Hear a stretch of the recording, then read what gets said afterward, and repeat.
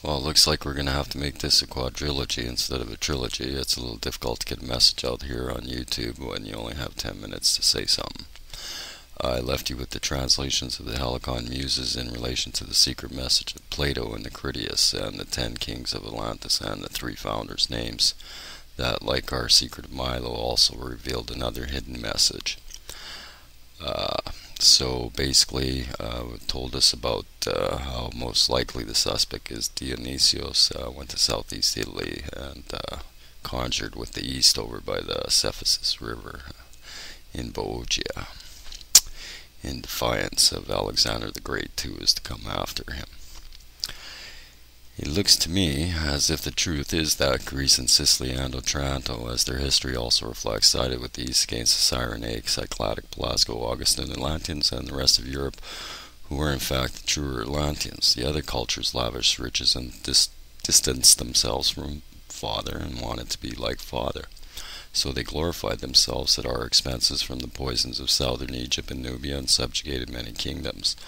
Today they do it with white collars and pens of adamantite steel and false wars of economic extortions, and a bunch of idiots who believe in them and join the army of mites and lice of Elisa's hellions. For if you believe in them, truly they shall prosper as they have and do, at yours and your family's expense and well-being. Like I said, Atlantis still affects us today because it reveals our truths and distortions and doctrines, the fundamentalisms of today's deceptions. Back to our little discussion here for those of silence out there.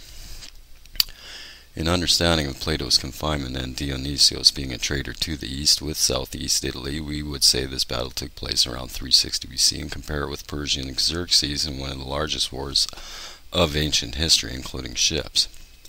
True in the sense that Carthage also posed a threat around this time, also perhaps for aid of Cyrenea, Libya. Either way we look at the message, it is clear both for the Bostrephodon hidden Latin message from the Atlantean names and from the meaning of those names, the 10 kings and the 3 founders. So that is the true purpose of the names, while on the other hand, because of the great intelligence of Plato, he also realized a way to describe the cultures without identifying the rulers, while at the same time telling a true legend from yesterday that speaks of 9,000 years from 570 BC and sworn to truth, and to pass on a secret message of a bad king for the politics of his day. In reality, I would say the truth of Atlantis was remembered by the Minoans, Pelasgians, and especially the very lucrative and bustling trading market of Tharsis, the Cyclade Islands. A great place to hear legends from around the world are mooned, as the Delta Nile also was a main part of that.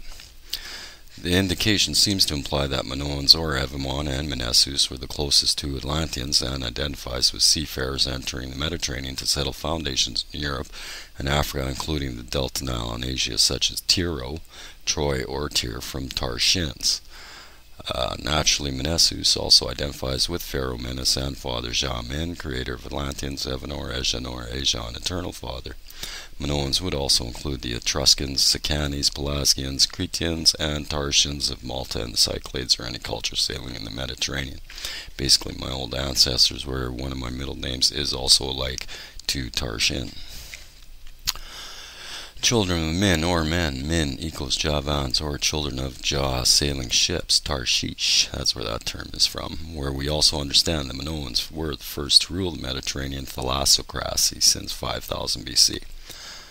With reference to understanding when the actual Atlantean battle took place brings to my mind only 2 specific timelines. One from Georgios Diaz Montexano of Spain, the glorifier of Spain and Atlantis, who says that 9,000 years was 1,009 years before 570 BC, from his translations of old texts. This is also an era of much commerce and trade, where many books of Greek philosophies and doctrines should be available, but they are not, and we only know of Homer, circa 800 BC, where most of the eastern kingdoms rise here around Egypt's intermediate era, and due to the drop my pants and bend over philosophies of the Ramses pharaohs, like everything else they tell us to get lost, for it is lost, to Pergamon for Phoenicia.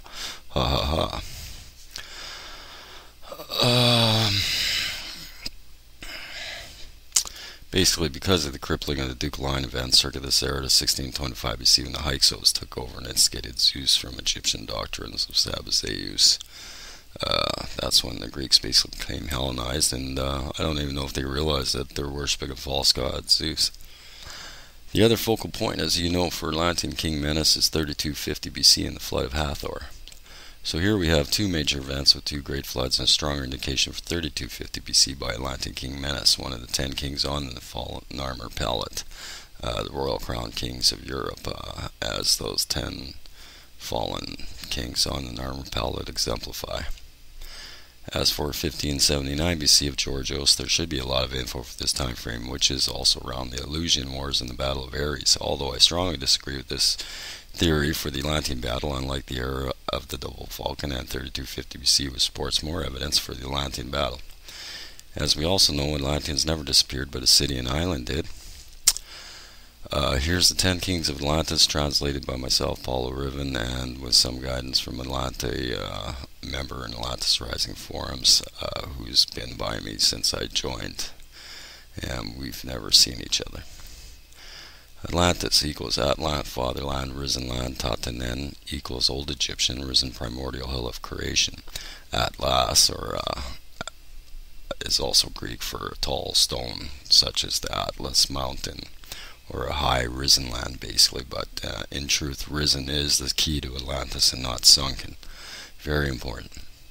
Father equals Etabas, Patra, Ata, Greek, Pater, Latin, it in Egyptian. Naturally, if your dad was a hermaphrodite, what would you call it? No doubt. Plato translated risen as epanateilantos and atalantos, atalantos,